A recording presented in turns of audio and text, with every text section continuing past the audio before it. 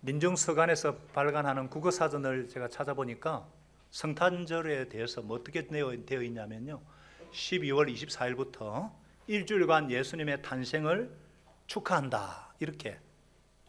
오늘부터, 그러니까 이번 날이잖아요. 24일부터 며칠간요? 일주일간, 자그마치 일주일간 예수님의 탄생을 축하한다, 이렇게 기록되어 있어요. 근데 이 성탄절의 의미는 사람에 따라 다 다른 것 같습니다. 어떤 사람에게는 성탄절이 법적인 공휴일이니까 허지게 늦잠 자는 날이 될 수도 있고, 어떤 사람에게는 뭐 밤새 친구와 술을 마시는 날, 또 흰눈을 걸으면서 애인과 데이트하는 날, 영화 보는 날, 아니면 누군가를 위해서 선물을 사는 날. 근데 또 어떤 사람에게는 취준생, 그러니까 취업준비생에게는 닥치고 공부하는 날. 반면에 어떤 사람에게는 어떻게 하면은 나의 왕 구주 예수님께 경배 드릴까 고민하는 날일 것입니다. 예수님을 어떻게 아느냐, 이게 따라서 성탄의 의미가 다 다른 것 같아요. 여러분에게 성탄절은 어떤 의미가 있습니까? 그냥 연례 행사로 지키는 절기, 그뿐입니까? 오늘 말씀을 통해서 우리가 어떻게 기쁘고 의미 있는 성탄을 맞이할 수 있는지, 특히 봉방박사들을 통해서 예수님을 어떤 자세로 맞이해야 하는지 도전받을 수 있기를 바랍니다. 그래서 정말 심령에서부터 왕이 나셨다, 구주 오셨다, 나를 위해서 오셨다, 이 예수님께 온 마음과 정성을 다해서 경배함으로 구주 성탄의 기쁨과 행복이 용솟음칠 수 있기를 바랍니다. 아멘.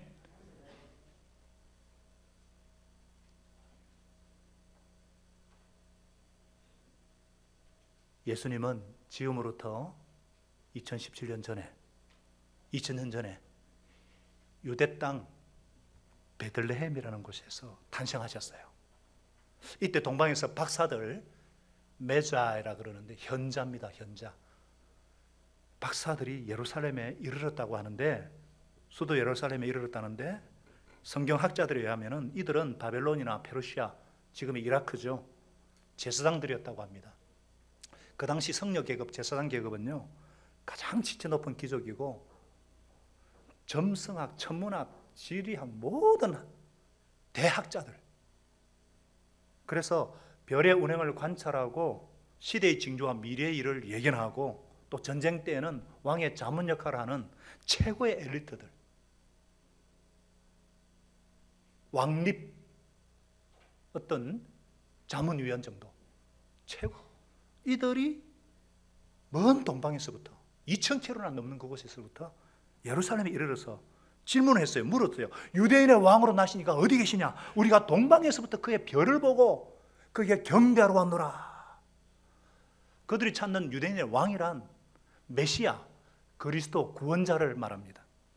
그 당시 사람들은 온 세상을 공평과 정의로 다스리고 온 누리의 평화를 가져올 이 구원자를 갈망하고 있었어요. 왜냐하면 당시 세계는 바벨론이나 페르시아 같은 고대 왕국이 쇠퇴를 하고 로마가 확실하게 세력을 잡지 못한 공백기이기 때문에 전쟁과 권력의 암투로 인해서 피비린내 나는 살육이 끊이질 않는, 그래서 사람들은 더 간절히 메시아를 갈망했어요. 게다가 그 당시에 흩어진 유대인들과 이 성경을 통해서 구원자가 유대인 가운데서 오실 것이라는 것과 그가 탄생할 때는 한 특별한 별이 뜰 것이라는 소문이 자자했습니다. 그 근거가 바로 구약 성경 민수기 24장 17절에 한 별이 야곱에게서 나오고 한 홀, 그러니까 왕의 그 지팡이가 이스라엘에게서 일어나리라, 이 예언의 말씀이 있었어요. 더 놀라운 것은 이사야 9장 6절입니다. 이는 한 아기가 우리에게서 나고 한 아들을 우리에게 주신 바 되었는데 그의 어깨는 정사, 거버먼트, 정사를 메었고 그 이름은 기묘자라 모사라 전능하신 하나님이라 영존하시는 아버지라 평강의 왕이라 할 것입니다. 아니 세상에 이런 왕이 있다니, 이런 왕이 있다니. 그때부터 그들은 한 별을 기다렸어요. 그러나 어느 날 천체와 기상을 관측하다가 갑자기 문득 이제까지 보지 못했던 왕별이 나타나서 서서히 움직이기 시작하는 것이 아니겠어요? 그들은 드디어 그리스도가 탄생하였고 그 별이 그리스도께로 인도하다는 것임을 알고 그를 경배하기 위해서 그 별을 따라 나선 것입니다. 그런데 예루살렘 근처에 와서 그만 그 별을 놓치고 말았어요. 도시의 화려한 네온사인 때문에 불빛이 너무 강해서 그랬는지 그만 별을 놓쳤어요. 그래서 국리 끝에 수도 예루살렘에 가면 알게 되지 않을까 싶어서 이곳에 와서 물은 거예요. 유대인의 왕으로 나시니까 어딘지 아십니까? 그러자 이것을 듣고 헤롯과 온 예루살렘 사람들 듣고 뭐 했다고요? 소동했다 그래서 소동. 여러분 소동한 게 뭔지 아십니까? 지진이 일어났을 때 경북대 우르르 전부 다 놀래가지고 소동한 거, 그 소동을 말해요. 그들은 그리스도가 탄생조차 한 소식도 모르고 있었어요. 탄생 소식을 듣고 기뻐하기는커녕 소동을 했습니다. 마음이 불안하고 불편하고 괴로웠다는 거예요. 소동하다가 헤롯은 즉시 비창 대책회의를 소집해서 묻습니다. 그리스도가 어디서 나겠느냐? 그러니까 성경 박사들, 대제사장과 서기관들이 구약 성경 미가 5장 2절을 딱 근거로 그리스도는 베들레헴에서 탄생합니다 보고를 했어요. 글쎄요, 한번 알아보겠습니다. 이것도 아니고 조금 더 주저없이 즉시 대답을 합니다. 탁 누르니까 탁 튀어나오는 성경 박사들인데, 그런데 아무런 흥분도 없어요. 아무런 움직임도 없어요. 이들의 보고를 들은 헤롯은 박사들을 보내면서 그리스도를 만나거든 내게도 알려주시오. 나도 경배하게 하겠어. 그러나 실상은 죽여버릴 계략이에요. 왜냐하면 박사들이 꿈에 헤롯에게로 돌아가지 말라는 하나님의 지시를 받고 고국으로 돌아가 버리자 헤롯은 26절에 나오거든요. 그들이 처음으로 별을 보았다는 때를 기준으로 해서 2살 아래 아이들을 전부 죽여버리라는 명령을 내립니다. 비비렸네. 나는 살육이 유대 전역을 듣고 아기를 잃은 어머니들의 통곡 소리가 가득했어요. 역사상 가장 잔인한 대학살로 기록되어 있는, 성경뿐 아니라 모든 고대 문헌에 기록되어 있는 이 대학살. 헤롯은 기쁘고 거룩하게 맞아야 할 성탄을 광난과 소당과 살인으로 맞았습니다. 여러분, 왜 헤롯이 이렇게까지 소동했을까요?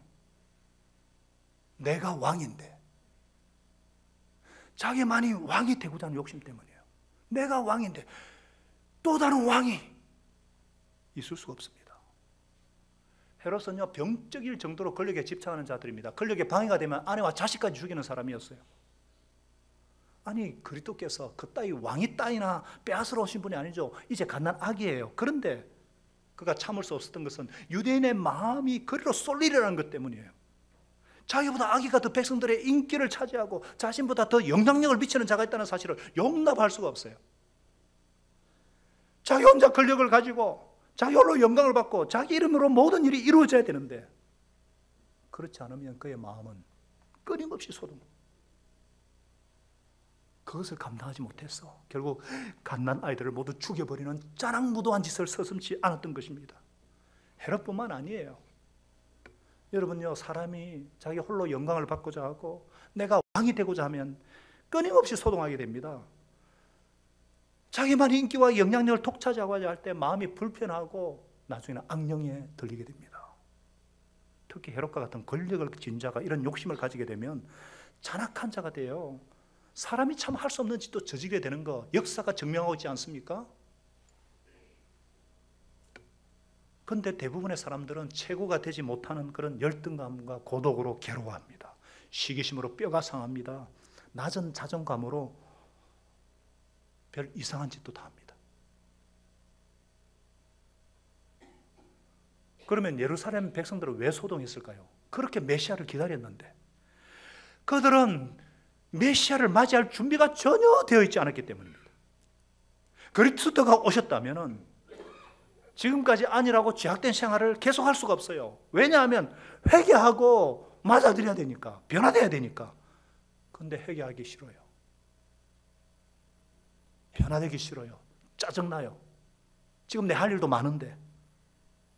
그들은 그리스도가 오기를 기다렸지만 막상 자기들이 변화되어야 한다고 생각하니까 도리어 성가시고 귀찮고 마음만 소동. 우리 가운데도 성탄절이 내일인데 전혀 기쁨이 없고 그런 분은 안 계신지. 먹고 사는데 바빠서, 자식 문제 때문에 너무 마음이 분주하고 심란해서 마음의 여유를 놓치고 있지는 않은지. 말이야, 자꾸 기승봉이 병원 내려오고 대북 제재는 심해지고 이러다 김정은이가 오판을 하면 어떡하지? 엄청난 인명피해를 낸 제천의 화재처럼 도대체 안전한 곳이 어디지? 이런 세상의 소식으로 여러분의 마음은 소란하지 않은지. 또 좋은 습관 하나만 더 들이면, 나쁜 습관 하나만 탁 정리하면 하나님이 복을 주시고 은혜를 내려주실 텐데 그건 정리하지 못했어. 내 자존심 때문에, 내 감정, 내 이 생각을 내려놓지 못해서 평강을 누리지 못하고 있지는 않은지. 주님께서 저와 여러분의 마음에 변화되고자 하는 소원을 주시고 용기도 주시고, 그래서 겸손히 구주 예수님을 맞이할 수 있도록 도와주시기를 바랍니다. 여러분, 헤롯과 백성들은 메시아 탄생 소식을 듣고 소동했는데 도리어 크게 기뻐하고 기뻐한 자들이 있었어요. 헤롯은 그리스도를 죽이려고 했는데 그리스도를 경배한 자들이 있었어요. 이들이 누굽니까? 그들처럼 우리도 어떻게 하면 기쁘고 복된 성탄을 맞이할 수 있을까? 그것은 첫째로 구도자적인 자세가 있어야 합니다.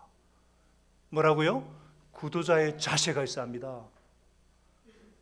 우리는 동방박사들에 대해서 모르는 게 많아요. 뭐 세 사람인지 네 사람인지 나와 있지 않아요. 그러나 한 가지 분명한 것은 그들이 별을 따라 긴 여행을 했을 거라는 겁니다. 헤롯이 박사들이 별이 나타난 때를 기준으로 2살 아래의 아이들 다 죽이라 한 거 볼 때에 그들은 2년 가까이 여행을 했으리라 추측할 수가 있죠. 그러니까 그 여비가 얼마나 들었겠으며 얼마나 힘들었겠어요. 요즘처럼 뭐 비행기가 있는 것도 아니에요. 목적지와 빠른 길을 실시간으로 알려주는 스마트폰도 없고요. 그냥 별만 따라가야 했으니까 길은커녕 목적지도 어딘지, 언제 이게 끝날는지, 무작정 별을 따라 사막을 건너고 강을 건너고 산을 넘어야 합니다. 크고 작은 예기치 못한 시험과 위험이, 어려움이 따를 수밖에 없었을 거예요. 그러나 가장 힘든 것은 뭐니 해도 별을 잃어버렸을 때, 실제로 예루살렘 근처에 와서 별을 잃어버렸어요. 얼마나 황당했겠어요. 얼마나 당황했겠어요. 그것만 보고 왔는데. 그런데 의도에 어떻게 됐든 헤롯의 말을 듣고 베들레헴에 가던 중 그 별이 문득 나타나서 그들을 인도하는 것이 아닙니까? 그때 그들의 마음이 어땠다고 그래요? 성경은 그들이 별을 보고 매우 크게 기뻐하고 기뻐하더라. 뭐라고요? 매우 크게 기뻐하고 기뻐하더라. 성경은 가장법을 쓰지 않습니다. 그런데 사중가장이에요. 이렇게 강조한 곳이 성경에 없습니다. 예수님도 2번 하셨어요. 진실로 진실로 이랬지만 가장 크게 기뻐하고 기뻐하더라.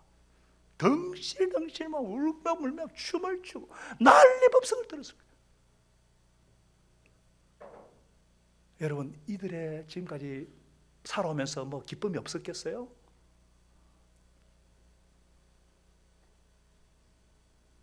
왕립연구원에 입사했다는 소식 들었을 때 얼마나 기쁘겠어요? 왕의 자문 역할하는, 그리고 박사학위를 받았다는 소식 들었을 때 얼마나 기쁘겠어요? 스펙이 좋으니까 결혼도 잘했겠죠. 그리고 아름다운 딸을 낳았을 때도 얼마나 기뻤겠어요.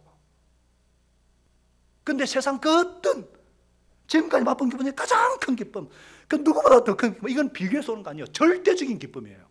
그것은 바로 그리스도를 만나기 위해서 저 밤하늘의 별을 따라서 산을 넘고 물을 건너 사람들이 맛보는 기쁨, 구도자의 기쁨인 것입니다.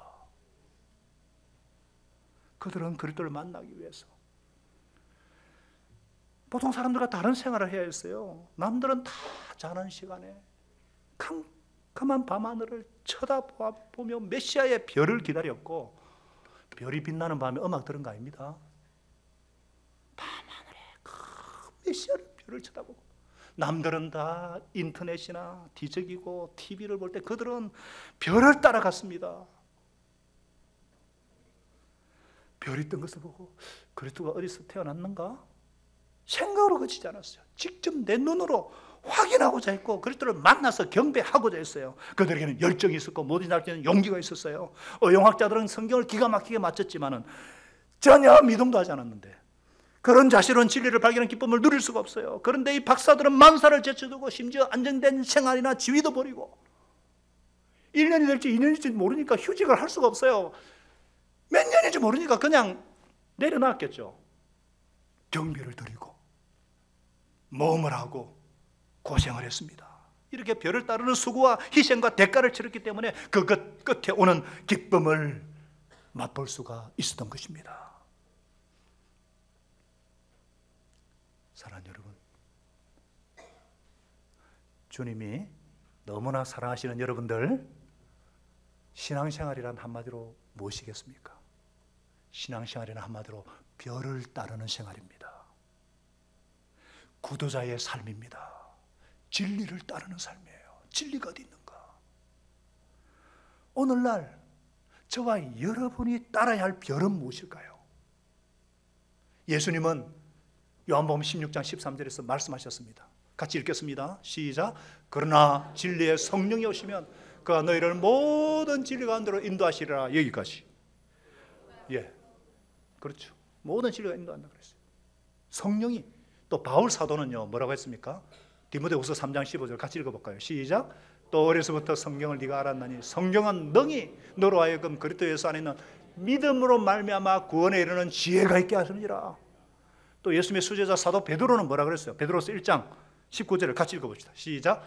또 우리에게는 더 확실한 예언이 있어 어두운 데를 비추는 등불과 같으니 날이 새어 샛별이 너희 마음에 떠오르기까지 너희가 이것을 주의하는 것이 옳으니라.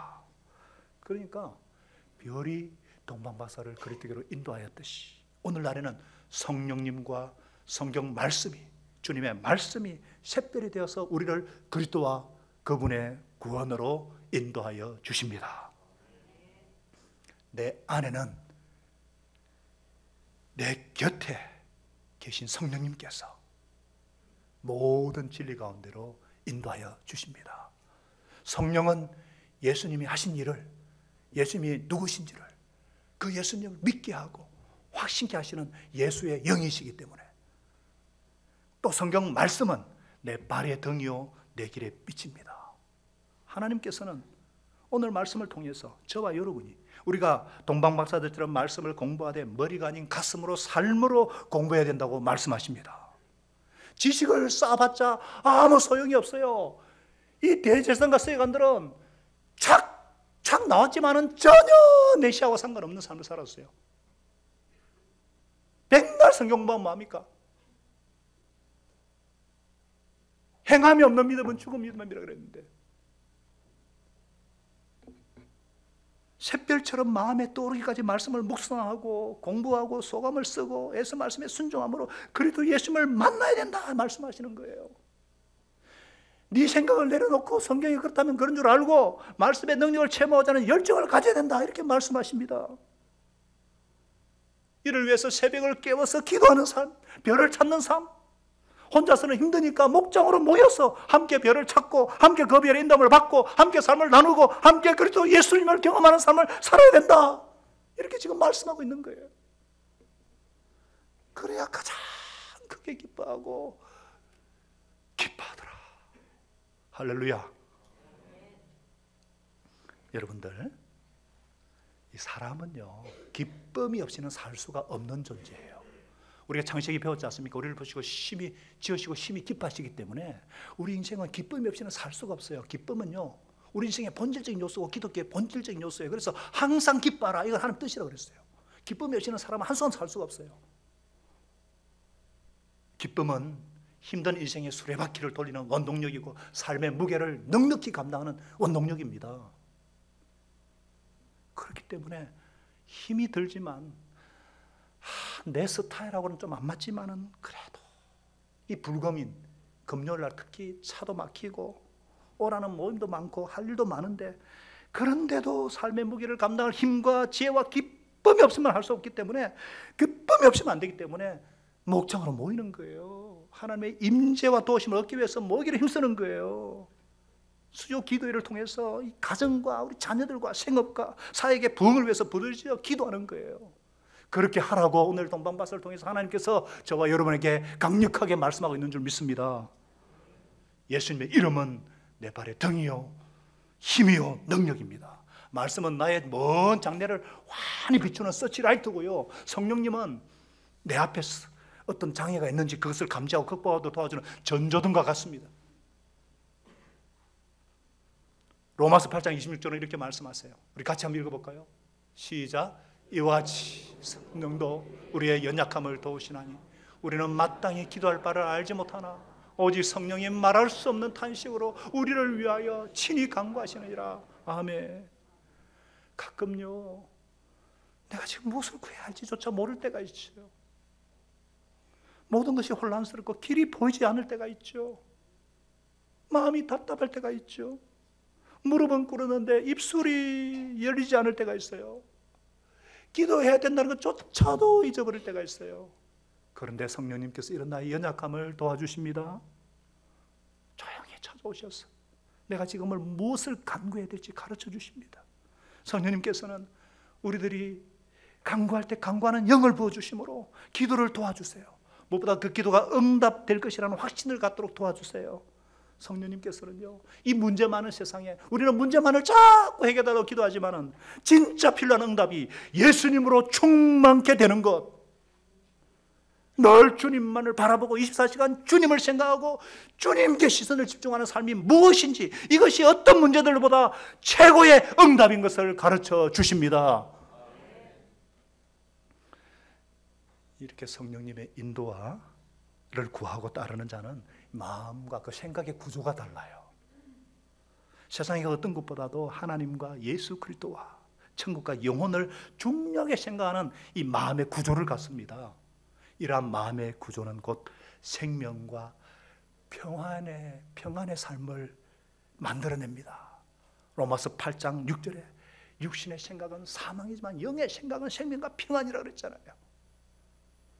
사랑하는 성도 여러분, 주님이 너무나 사랑하시는 미래로 가족 여러분, 말할 수 없는 탄식 가운데 나를 도우시는 성령님과 진리의 말씀의 인도하심을 받는 복된 삶이 되시기를 예수님의 이름으로 축원합니다. 우리가 또 이렇게 정말 기쁘고 기뻐하기 위해서는 구두자 자식뿐 아니라 참된 경배 대상을 만나야 합니다. 뭐라고요? 참된 경배 대상을 만나야 돼요. 이 여러분 동방박사들의 기쁨이요, 이러던 별을 다시 찾았다는 성취감만 있었던 것이 아니에요. 그들이 별을 따라오는 목적이 뭐예요?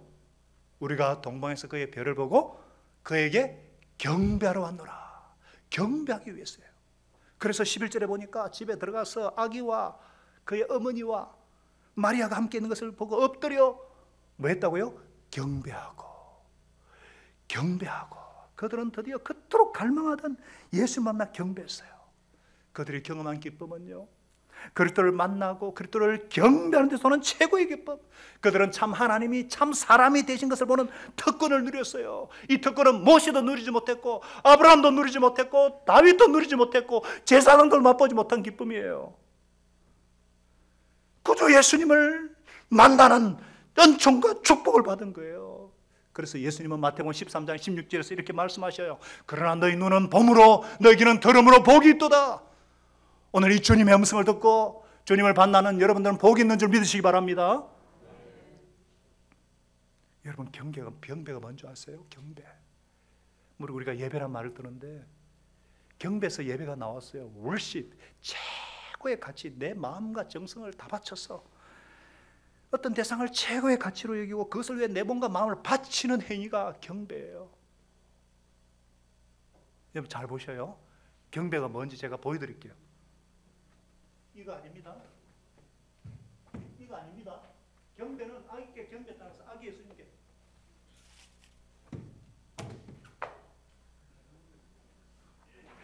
이게 경배예요. 이게 우리가 예배 자세로 이 예수님께 이렇게 하느냐 말이에요. 어떻게 늦을 수가 있고 미리 주님께 내 마음을 집중하지 않을 수가 있고 어떻게 빈손으로 올 수 있냐 이 말이에요. 나를 위해 하늘 영광 보좌 다 버리시고 십자가에 지하신 예수님께 내가 어떻게 그냥 한 예수님 이거 아니죠. 이거 아니죠. 이 돈봉 박사들이 보세요. 이들은 경배하고 그냥 돌아갔어요. 그러나 그 마음에 영원한 왕이 그 마음에 있었기 때문에 성탄 때마다 복음이 전해지는 곳마다 그들은 세세토록 그들의 아름다운 삶이 현재가 되어서 우리에게 지금 말씀하고 있잖아요.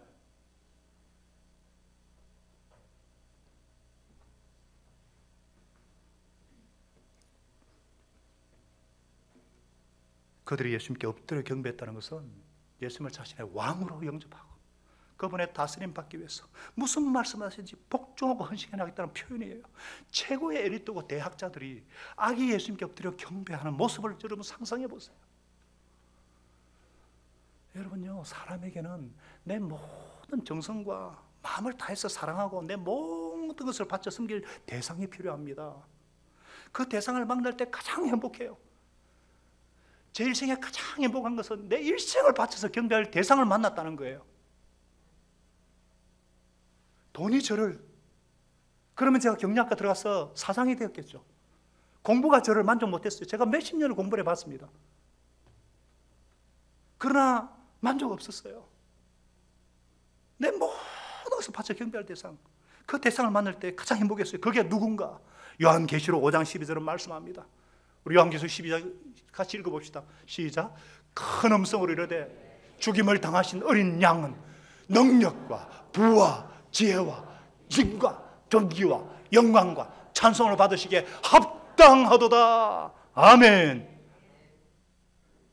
You are worthy of our praise, our glory, our strength, our power, our wealth.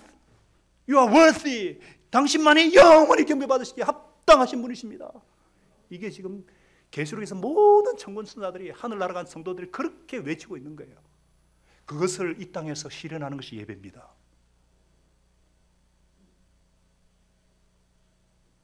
여러분, 우리 인간은요, 하나님 형상대로 지원받았기 때문에 하나님만이 채울 수 있는 공간이 있어요. 그래서 참 경배 대상 예수님을 만나기까지는 행복이 없습니다. 끊임없이 헛된 것을 경배하다가 실망하고 허무하고 이게 아닌가요? 끊임없이 정상의 허무라는 말 아십니까? 아무리 불을 쌓아도 보십시오. 신격호 회장이 부러워요? 이건희 회장이 부러우세요? 스티브 호킹 박사님 머리에 우주가 들어있다는데 루게릭병, 근육 무력증 걸린 그 최고의 지식을 가진 그 사람이 부러우세요?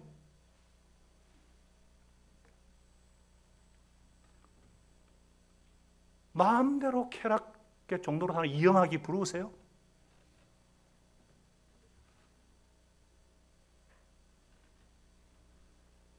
여러분, 사람은요, 누구를 왕으로 경배하고 누구 다스림 받는 것에 따라서 그 삶과 영혼은 판이하게 달라집니다. 헤롯 같은 자가 다스리면 온 세상은 통곡 소리가 가득하고 돈이 우리를 다스리고 권세와 인기욕이 우리를 다스리고 정욕과 탐욕이 우리를 다스리면 우리 삶은 비참하게 됩니다. 마귀가 우리를 다스릴 때 결국 영혼은 파괴되고 멸망하는 거예요. 근데 이들이 그 똑똑한 박사들이 경배한 예수님은 어떤 분이신가? 6절에 하반절에 보니까 너에게 산 다스리는 자가 나와서 내 백성 이스라엘의 목자가 되리라. 예수님은 왕인데 목자라는 거예요. 이 왕과 목자는 정말 어울리지 않는 단어거든요. 왕인데 어떻게 목자같이 다스리는가? 그분이 목자라면 우리는 뭐예요? 양이에요, 양. 그래서 성경은 곳곳에서 우리가 양과 같다 그랬잖아요. 양과 같이 그릇 행할로 자기 길로 갔다. 양의 특성을 보면 인간의 특성과 똑같아요. 어떤 점에 그래요? 양은요, 방향 감각이 없어요. 우리 인간도 방향이 없어요.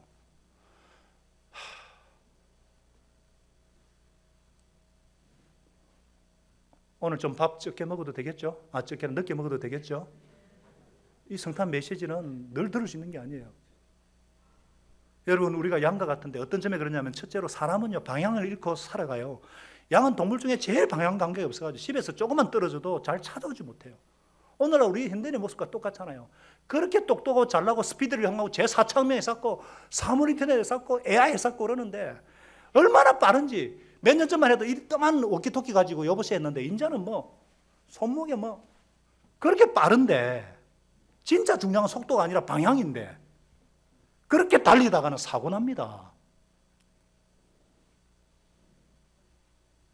본래 우리 인생의 운전대에는 하나님이 딱 앉아 계신데, 나름한테 하나님만이 최고의 갈 방향을 제시하는 완벽한 내비게이션인데, 그런데 인간이 자기가 조종하겠다고 나섰으니 이게 죄예요. 성경이 말하는 죄.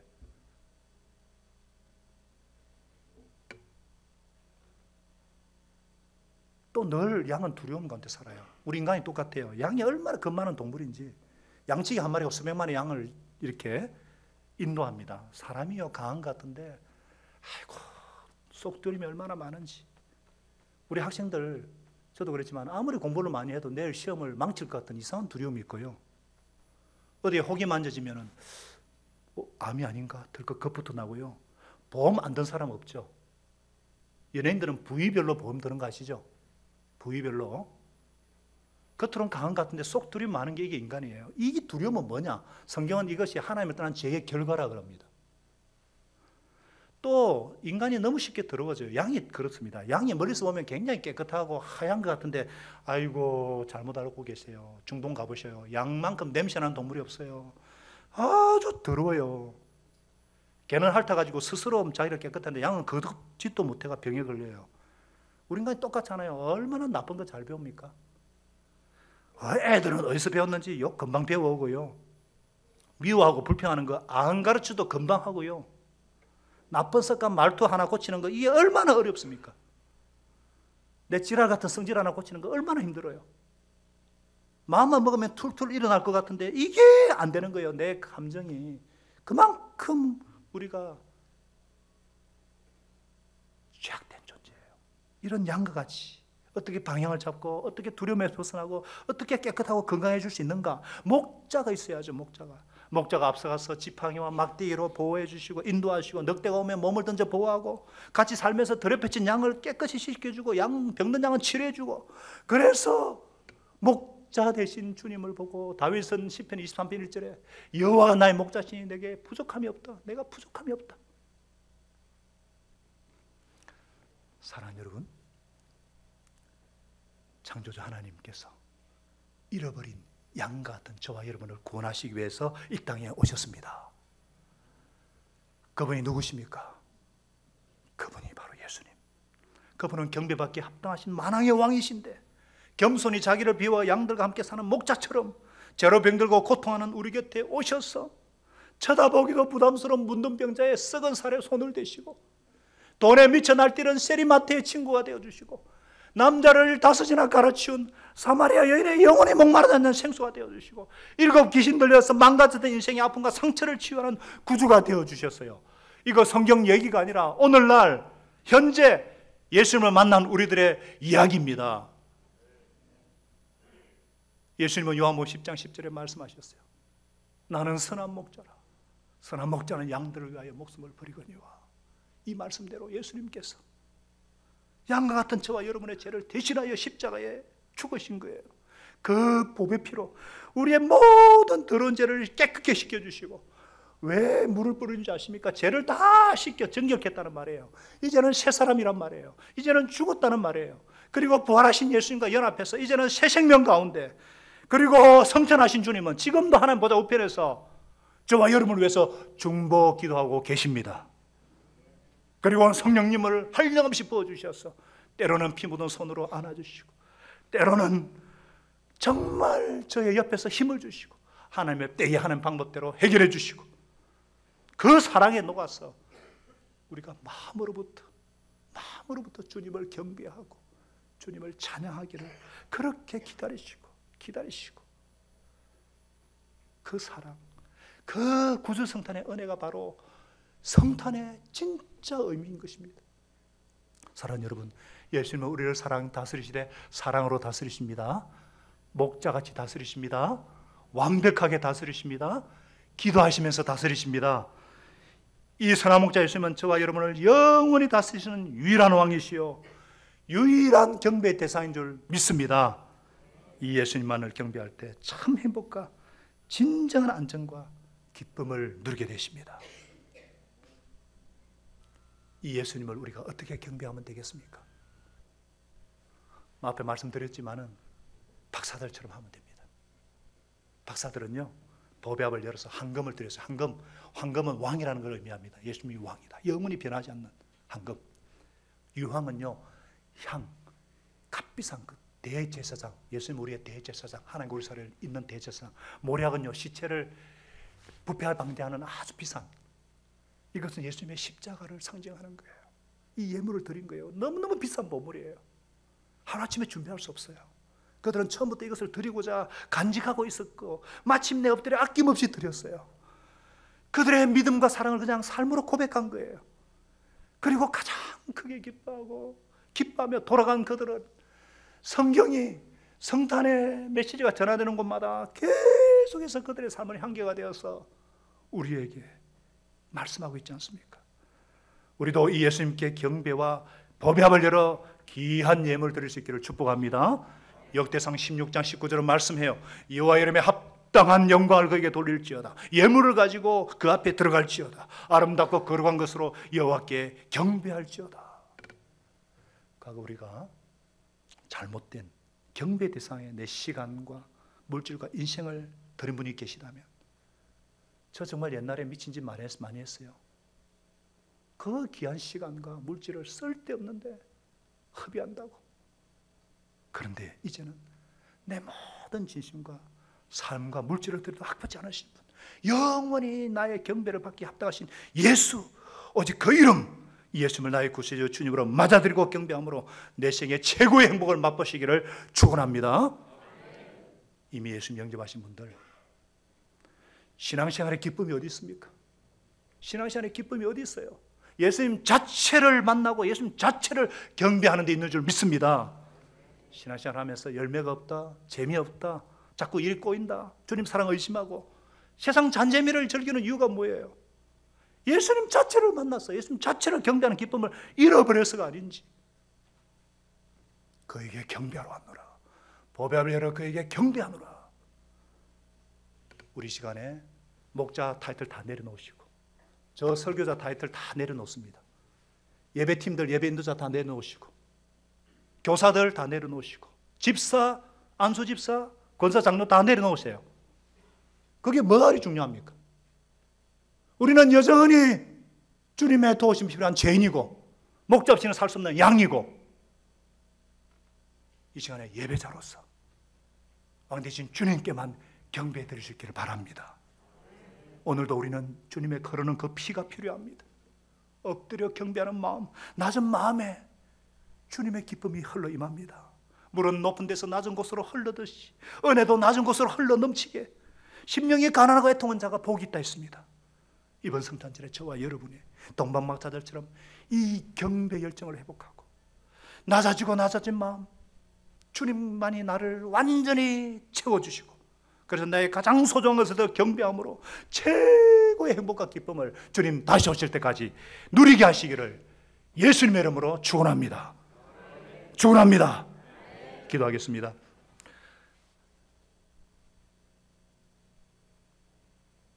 하나님 아버지, 이 시간 저희 마음에 예수님을 새롭게 나의 왕으로 모셔드리는 한 분 한 분의 심령 속에 주님의 생명, 주님의 평강으로 충만케 하여 주셔서 정말 구주 성탄의 그 기쁨이, 그 감격이 내 속에 새롭게 용서 숨치게 하시고, 특별히 올해 예수님 영접하고 첫 성탄을 맞이하는 주의 백성들 심령 속에 하늘의 평화와 기쁨이 넘치게 하시고, 또한 다시 오실 주님을 바라보면서 이 성탄의 복음을 새롭게 영접하고 예수님 자체를 경배하고 예수님으로 인해서 기뻐하기로 결심하는 주의 사랑하는 백성들 머리 위에마다 주님 다시 오실 때까지 이 성탄의 감격을 놓치지 않게 하시고 이 동방박사들 같은 자세를 허락하여 주시옵소서. 이제는 나의 구세주시오 왕이신 예수 그리스도의 크신 은혜와 하나님 아버지의 극진하신 사랑하심과 성령님의 위로교통 충만케 하시는 은혜가 오늘 경배받으실 왕 예수님을 나의 왕으로 모셔드리고 이 주님의 다스림을 받고 통치를 받으며 어떤 상황 속에서도 감사하며 기뻐하며 주님의 이 성탄의 복음의 정인된 삶을 살기로 다짐하는 주의 사랑하는 모든 백성들 머리 위에, 그들의 심령과 그들의 가정과 그들의 생업의 현장 위에, 우리 선교지에 우리 선교사님과 그 모든 자녀들 사역 위에 이제로부터 영원까지 함께 하시기를 간절히 축원합나이다. 아멘.